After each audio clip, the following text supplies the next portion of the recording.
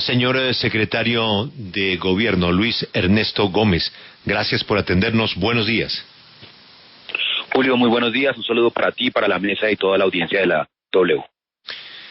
Ministro, se dio una licencia para precisamente pasarle el brazo a una cantidad de lugares que la estaban pasando muy mal y pues no romper la cadena de desempleo creciente en todo el país, particularmente en Bogotá, que tiene una muy activa vida nocturna, y se aprobaron unos gastrobares con unas condiciones claras. Y eso terminó en Guachafita. ¿Qué le responde a usted a los que ayer protestaban diciendo que justos pagan por pecadores, que no eran todos, secretario?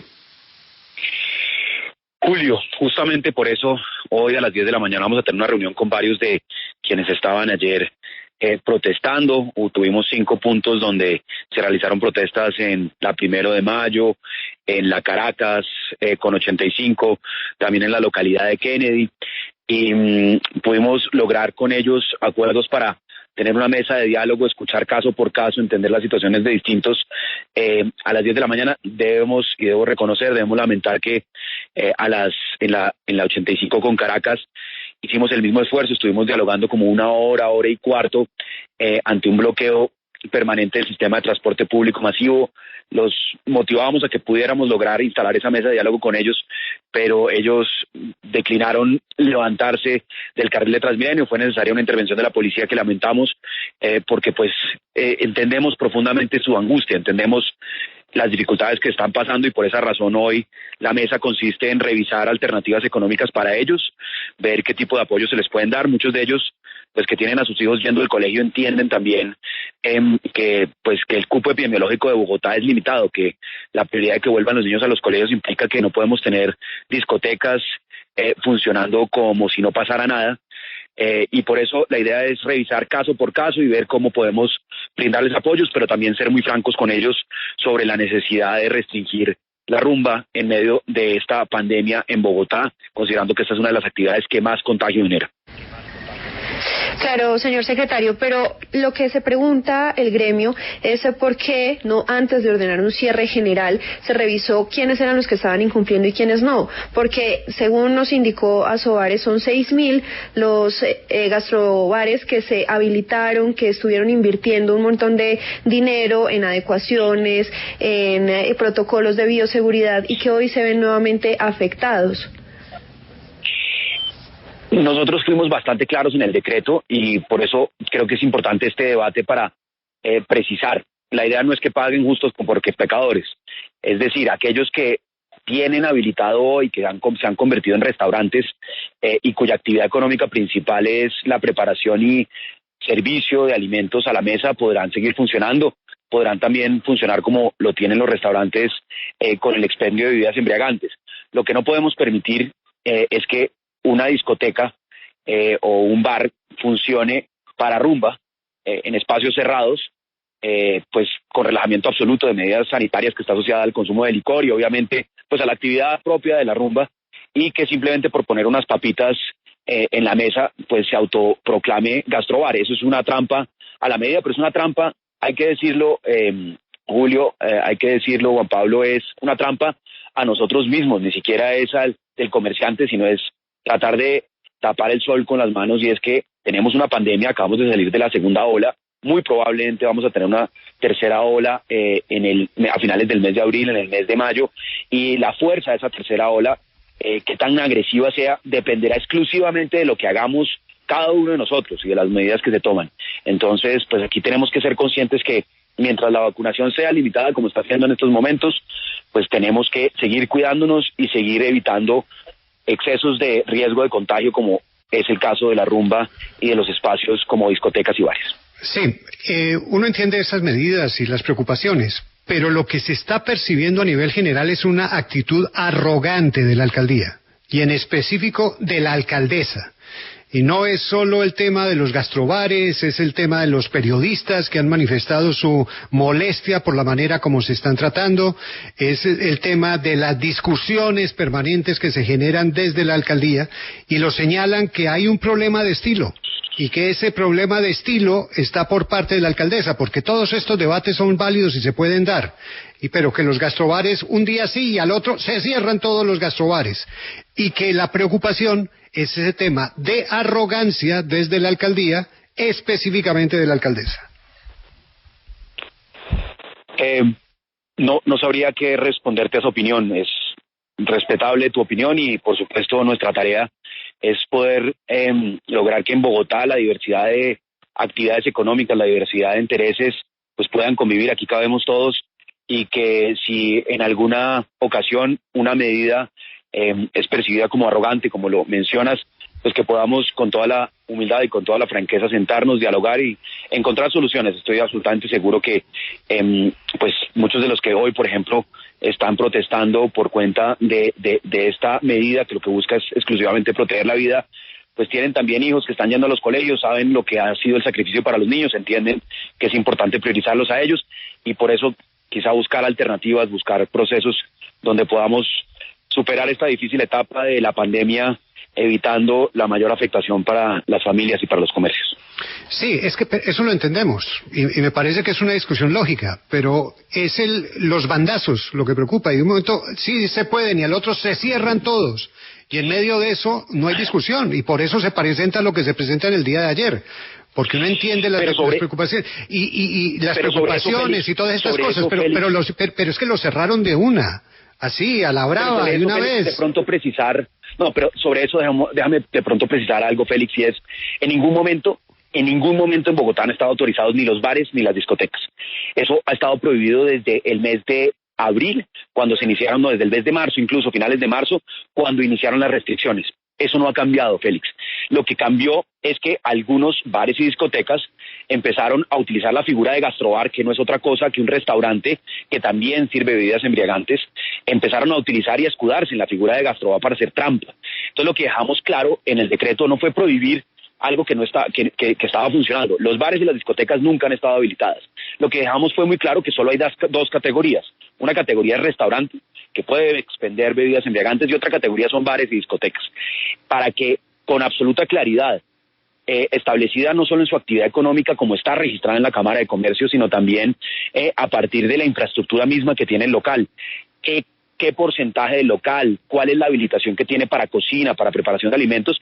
Que sean unas medidas mucho más claras, y que no baste simplemente con poner un aviso, cambiar el aviso, cambiar bar por gastrobar o discoteca por gastrobar y servir unas papitas. Eso es lo que estamos aclarando con la norma. No hubo una prohibición, algo que estuviera antes permitido. Lo que se hizo fue aclarar una norma que estaba siendo abusada, quizá por falta de precisión. Claro, secretario, pero es que muchos sí hicieron caso y sí cumplieron con las medidas, y hay 20.000 empleos y 2.000 establecimientos que están en riesgo en este momento por esa restricción a los gastrobares. ¿Ustedes han contemplado o en qué momento van a contemplar de nuevo quitar esas restricciones? María Camila, las restricciones no las pone la alcaldía ni la presidencia, las restricciones las ha puesto una realidad epidemiológica del mundo, una pandemia que mata personas. Esas restricciones lo que buscan es evitar contagio masivo, como son eventos como discotecas, bares, donde se relajan las medidas, donde la circulación de aire es muy mala, donde pues el distanciamiento social, el distanciamiento entre personas es evidente que no se da.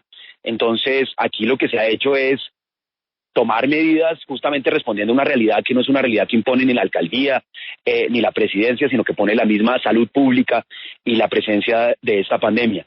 Y frente a las medidas que entendemos que algunos han adoptado para convertirse en restaurantes, ahí está la solución. Hay algunos bares que efectivamente decidieron que se transformarían en restaurantes. Hay algunos que incluso venden almuerzos ejecutivos y cambiaron su actividad entendiendo que las discotecas y la rumba durante esta pandemia pues iba a tener unas restricciones enormes, por supuesto. Entonces, esos que hicieron unas adaptaciones y adecuaciones están habilitados porque son hoy restaurantes. Lo que no queremos, insisto, es que amparado en la figura del gastrobar, que estaba en un decreto, amparado en la figura del gastrobar, posaran discotecas por restaurantes. Esa es la medida, y por eso es tan importante diferenciar de caso a caso, no generalizar, y por eso las visitas que hacemos de inspección a las localidades tienen siempre eso en mente. Sí, secretario, pero es que los que están generalizando son ustedes, porque es que el decreto no es como usted lo está explicando acá. Ustedes dijeron se acaban los gastrobares, pero ustedes fueron los que habilitaron los gastrobares en septiembre cuando se empezó a hacer todo el protocolo de apertura de los restaurantes. Entonces sí están jugándole doble a la gente. Ahora en este momento dicen solo van a funcionar los restaurantes. Y todos esos gastrobares, ¿qué? Si ustedes tienen claro cuáles son esos gastrobares o esas discotecas que funcionan bajo la figura de gastrobar, ¿por qué no cierran esas discotecas? ¿Por qué afectar a las personas que sí están cumpliendo los protocolos? Usted camina por la T y ve que todos esos gastrobares sí están cumpliendo los protocolos, por ejemplo, y tienen que cerrar, porque es que el decreto que ustedes sacaron ahora no dice que algunos gastrobares que cumplen siguen abiertos. Usted dice se cierran todos. Creo, con todo el respeto, creo que no has leído el decreto. El decreto habla de actividades económicas. Las actividades económicas, aquellos establecimientos cuya actividad económica principal es la preparación de alimentos y el servicio de alimentos podrán funcionar, incluso si una de sus actividades secundarias es el expendio de bebidas embriagantes. Eso está absolutamente claro en el decreto y por eso aquellos restaurantes que tú mencionas, aquellos restaurantes que han habilitado y que hoy trabajan con la venta de alimentos, el servicio de alimentos y también acompañado de bebidas embriagantes, podrán seguir funcionando hasta la medianoche. Las discotecas, como por ejemplo las que estuvieron funcionando en Modelia y que llegamos en los operativos justamente a clausurar. Las discotecas que se están haciendo pasar por restaurantes simplemente sirviendo papitas, esas son las que no pueden funcionar. A ellas está dividida la medida, al igual que los bares, que son espacios donde no el propósito principal y la actividad económica principal es la preparación y servicio de alimentos. Claro, señor secretario, yo entiendo y el decreto es muy claro y lo dice así, la actividad principal tiene que ser el servicio de comida. Y entiendo el tema de las discotecas, y hay muchas discotecas que han seguido funcionando incluso sin tener la fachada de gastrobar, funcionan a puerta cerrada con fiestas clandestinas. Es el caso por ejemplo del Mozo, que hubo videos y nada pasó, señor secretario. Este bar por ejemplo en particular siguió haciendo estas fiestas de música electrónica de manera clandestina sin necesidad de tener la fachada de gastrobar.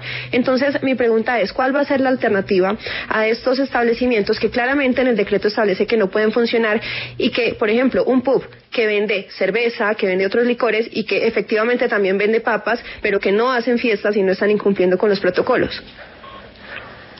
Aquellos establecimientos de comercio cuya actividad económica principal esté asociada a la preparación y servicio de alimentos y que hayan hecho las adecuaciones o que simplemente venían ya con la infraestructura de cocina caliente habilitada también pues con los debidos protocolos sanitarios para la producción, preparación de alimentos, podrán seguir funcionando sin ninguna restricción.